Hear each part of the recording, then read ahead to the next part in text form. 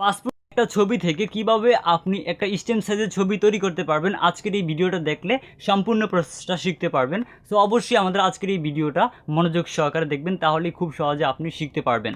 So চলুন আপনাদেরকে computer স্ক্রিনে সম্পূর্ণ প্রসেসটা দেখিয়ে দিই। সো পাসপোর্ট সাইজের একটা ছবি থেকে স্টেম সাইজ ছবি তৈরি করার জন্য প্রথমেই আপনাদেরকে অ্যাডোবি ফটোশপ যে 7.0 অ্যাপটা রয়েছে অ্যাপটাকে ওপেন করতে হবে। সো আমি আমার কম্পিউটারে অ্যাডোবি ফটোশপ 7.0 অ্যাপটিকে ওপেন করে নিলাম। ওপেন করে নেওয়ার পর এখান থেকে দেখতে পাচ্ছেন পাসপোর্ট সাইজের একটি ছবি আমরা এখানে ইম্পোর্ট করে নিয়েছি। এখন এই পাসপোর্ট সাইজের ছবিটা আপনি কীভাবে এখান থেকে ক্রপ করবেন সেটা প্রথমেই দেখি। তো কীভাবে আপনি পাসপোর্ট সাইজের ছবি বানাবেন, পাসপোর্ট সাইজে ক্রপ করার জন্য এটাকে প্রথমে আমরা এখান থেকে এই যে এখানে আমরা একটা অপশন দেখতে পাচ্ছি, সেটা হচ্ছে এই যে ক্রপ অপশন। এই ক্রপ টুলটির উপরে ক্লিক করলে এই ক্রপ টুলটি সিলেক্ট হবে। এরপর আপনি এখানে ওয়েট দেখতে পাবেন, ওয়েটের জায়গায় এখানে আপনি 1.5 IN দিয়ে দিবেন। এরপর এখানে 1.9 ইন মানে হচ্ছে ইঞ্চি, তারপর রেজলিউশন দিবেন 300। দেওয়া কমপ্লিট হয়ে গেলে আপনি এখান থেকে এটাকে জাস্ট এই রেজলিউশন এটাকে ক্রপ করে নেবেন। সো দেখতে পাচ্ছেন আমি এখান থেকে এটাকে ক্রপ করে নিচ্ছি। এটা যদি আমি ক্রপ করি তাহলে এটা পাসপোর্ট সাইজ হয়ে যাবে। পাসপোর্ট সাইজ ছবি থেকে এখন আমরা মূলত এটাকে স্টেম সাইজ ছবিতে পরিণত করব। সো স্টেম সাইজ ছবিতে এটাকে পরিণত করার জন্য আমাদেরকে প্রথমেই এখানে আমরা দেখতে পাচ্ছি ইমেজ একটা অপশন রয়েছে, এই অপশনে ক্লিক করতে হবে।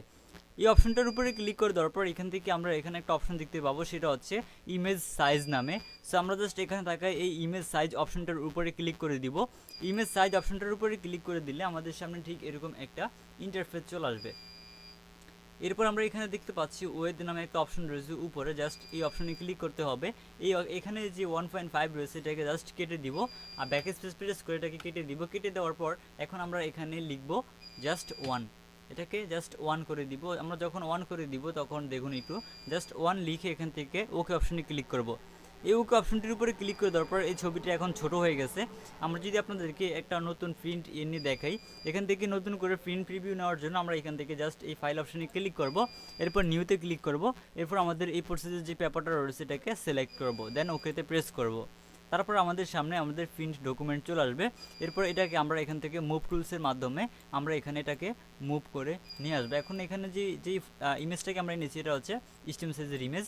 আমরা যদি পাসপোর্ট সাইজের ইমেজ আনতে চাই, যদি আমরা একটু এখান থেকে প্রিভিউস করি, এটা হচ্ছে পাসপোর্ট সাইজের ইমেজ। আমরা যদি এটাকে আমাদের ওখানে মুভ করে নিই, অর্থাৎ আমাদের যেই প্রিন্ট ডকুমেন্ট অপশন রয়েছে এখানে যদি নেই প্রিন্ট পেপারে, তাহলে একটু লক্ষ্য করুন। এই যে দেখতে পাচ্ছেন আমাদের এখানে কিন্তু এই যে পাসপোর্ট সাইজের ছবি এবং এটা হচ্ছে স্টেম সাইজের ছবি, আপনারা নিশ্চয়ই ব্যবধানটা দেখতে পাচ্ছেন। পাসপোর্ট সাইজের ছবিটা হচ্ছে একটু বড় এবং আমাদের যেই স্টেম সাইজের ছবিটা রয়েছে সেটা একটু ছোট, আপনারা নিশ্চয়ই দেখতে পাচ্ছেন। সো দেখতে পেলেন খুব সহজেই কিন্তু আমরা পাসপোর্ট সাইজ ছবি থেকে স্টেম সাইজ ছবি তৈরি করে নিয়েছি। এই হচ্ছে মূলত স্টেম সাইজ ছবি তৈরি করার প্রসেস। যেভাবে আমি আপনাদেরকে দেখিয়েছি পাসপোর্ট সাইজ ছবি থেকে স্টেম সাইজ ছবি তৈরি করা, এই প্রসেসটি যদি আপনি ফলো করেন তাহলে খুব সহজে আপনি যে কোনো ছবি থেকে কাজটি করতে পারবেন। সো আশা করি আজকের এই ভিডিওটা আপনাদের কাছে ভালো লেগেছে। যদি আমাদের আজকের এই ভিডিওটা আপনাদের কাছে ভালো লেগে থাকে তাহলে অবশ্যই আপনারা ভিডিওতে লাইক দিতে ভুলবেন না, এবং ভিডিওটা যদি আপনাদের বুঝতে কোথাও কোনো সমস্যা হয় তাহলে অবশ্যই আমাদেরকে কমেন্ট করে জানাবেন।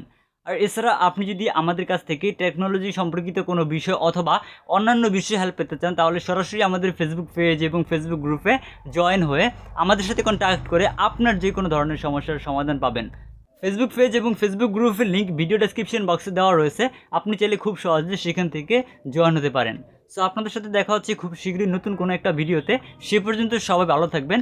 আর যারা এখনও পর্যন্ত আমাদের ফেসবুক পেজটিকে ফলো করেন নাই তারা একটু কষ্ট করে ফেসবুক পেজটাকে ফলো করে দিবেন। যারা আমাদের এই ভিডিওটা আমাদের ইউটিউব চ্যানেল থেকে দেখতেছেন তারা আমাদের ইউটিউব চ্যানেলটিকে সাবস্ক্রাইব করে পাশের সব বেল বাটনটা বাজিয়ে রাখবেন, তাহলে সবার আগে নতুন ভিডিও নোটিফিকেশন আপনার কাছে চলে যাবে। সো দেখা হচ্ছে খুব শীঘ্রই নতুন কোনো ভিডিওতে। সবাই ভালো থাকবেন, সুস্থ থাকবেন। আল্লাহ হাফেজ।